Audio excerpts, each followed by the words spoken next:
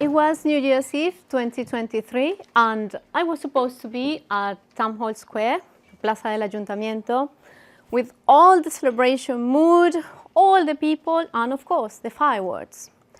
At least that's what I have told my family, for them to stop asking me what I was going to do, where I was going to be, whom was I spending it with, what plans did I have for me and my 9-year-old son.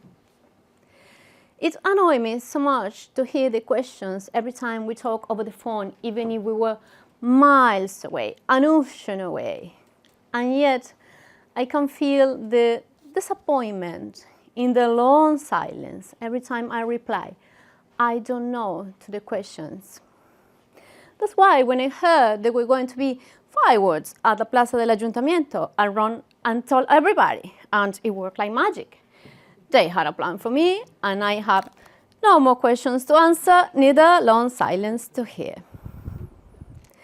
Things had been so different the previous December, as I had been living in Peru for almost 7 years, and for the past 2 wanted to move to Spain. Then I got divorced, and it was clear I was ready to move, and easier, of course. But before doing that, I wanted to visit my country, Venezuela, with my son, who was born there. But as we moved to Peru when he was so little, he had not been able to experience, touch, or feel his homeland. And December was a great opportunity to do so. We arrived there, December, only for a month, enough time to spend with the family. And after such a long time of not seeing each other, we were so happy. And we were just going around to the beach, to the river, watching TV, things family do. And the other important thing that we Cuadros, that's my last name, square in English. What we Cuadros do for Christmas or for this season of the year is we make hallacas. And hallacas is a very important dish for Cuadros, for Venezuela, for Cuadros, of course. And it's very important because it takes 2 days to make this dish. And the whole family together. And the matriarch of the family makes this stew. It has chicken, pork, beef, olives, and secret ingredients and all kind of things.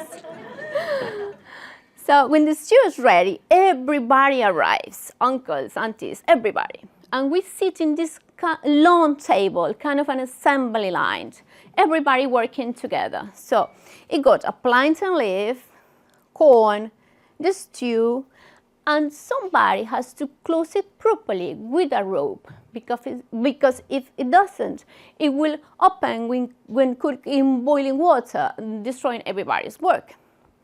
Meanwhile, we sit there having fun, listening to music, having drinks, children playing around, shouting, laughing, a lot of noise. When the first hallaca is ready, and somebody puts it on a plate, cuts the rope, opens the plantain leaf, and this particular smell impregnates all the place. And you just want to get a bite of it. So the plate goes around for everybody to taste it, and when it gets to you, you taste it slow. And we look at each other in complete silence, waiting for somebody to pronounce a final verdict, as if we were some kind of, I don't know, food critics specialist. When suddenly somebody says, "Está buenísima," which means something like, "It's delicious." And we just cheer up and make some noise and, celebrate together our accomplishment. A single bite of hallaca for us Cuadros means so much. It means the love from your family, and it means being together for each other, and it means our happy moments together. So even if I was raising my son abroad, I will cook hallacas every year and give him some. but he will just hate it, and and he will spit it out. But I keep trying, and he will have 1 year and a spoon to the next. And for the time we went to visit Venezuela, he was already having proudly half an hallaca. It felt so good to have the hallaca, to be with the family, to feel the love, to be a Cuadros. At least for a little while.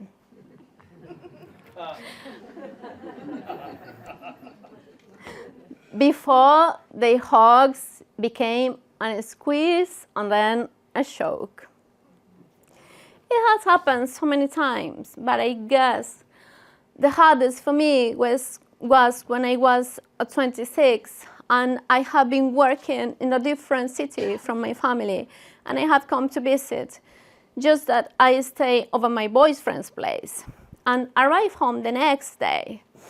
And I remember when entering the house, my mom was sitting in this big armchair, which she uses to watch TV until today, with a place to rest her feet. And as she saw me, she didn't even say hello, but she uses this commanded voice and said, "Sit down." And I went there, sit down, 26-year-old, feeling like if I was 5. Didn't know what I have done wrong.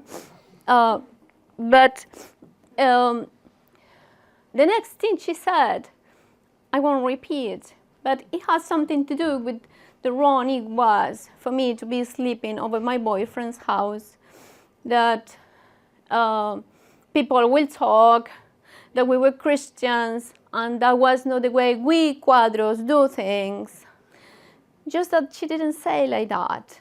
And the way she did say made me feel so awful and so disrespected.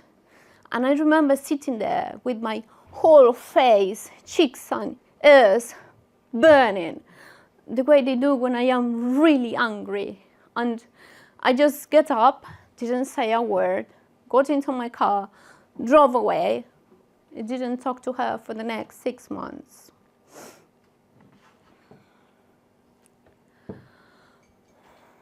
I understand that sometimes for we humans it's difficult to step out of our rigid and square way of thinking, especially for the people who loves you and care about you.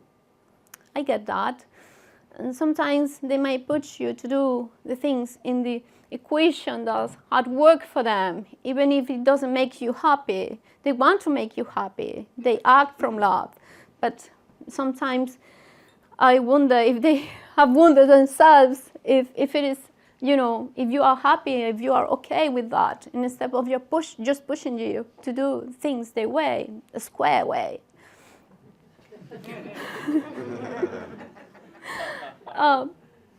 So I guess the questions will not have bothered me so much if they were just about Christmas or New Year's Eve. But when I was 26, it was about me getting married. Then when I got divorced, they didn't say much. Now that I was divorced, they keep asking, "Hey, Desirée, have you met anybody? Hey, Desirée, have you made any new friends? Hey, Desirée, it's not good to be alone." And it annoyed me. It really annoyed me, because if it was some kind of disease that you needed to get rid of, something bad that you needed to fix, when I was perfectly fine at the moment, but they didn't want any of that. So that's how I arrived to 2023, and I was supposed to be at La Plaza del Ayuntamiento, Town Hall Square, with the fireworks. That's what I have told everybody, including my son, who was looking square to it. But before that, we were having dinner, hallacas, of course. And as I was sitting there in front of my son, only him and I, he was playing with the food, the way somebody does, my son does, when he doesn't want to eat it.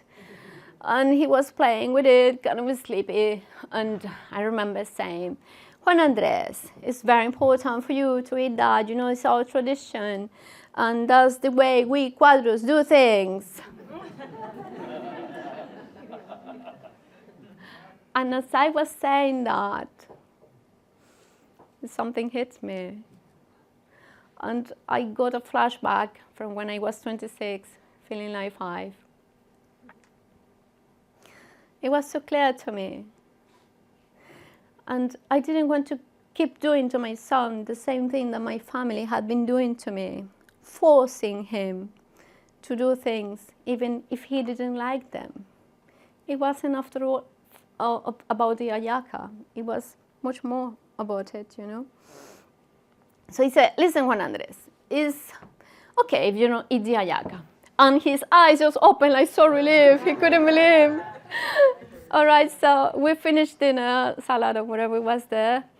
And with this feeling of the New Year's, I realized that it had nothing to do, of course, with the ayaca, and that it was a good opportunity with the New Year to embrace the Cuadros part that I like, and the one I didn't like, I could change, and I got the power to change. Thank you.